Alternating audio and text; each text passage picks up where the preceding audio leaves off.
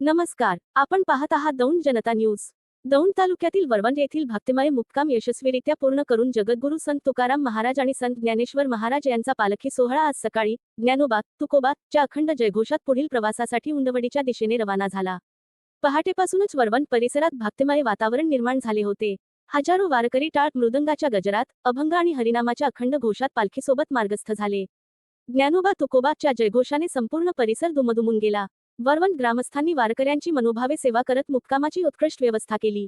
पिण्याचे पाणी, भोजन, वैद्यकीय सुविधा, स्वच्छता आणि वाहतूक व्यवस्थेची काटेकोर अंमलबजावणी करण्यात आली। प्रशासन, पोलीस यंत्रणा, स्वयंसेवी संस्था आणि स्थानिक नागरिकांनीही वारकरी सेवेत मोलाचे योगदान दिले।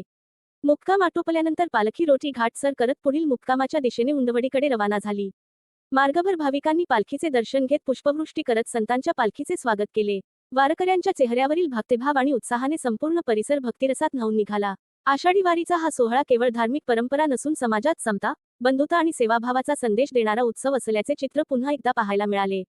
कॅमेरामनसह मी महेंद्र रणधीर, दौंड जनता न्यूज।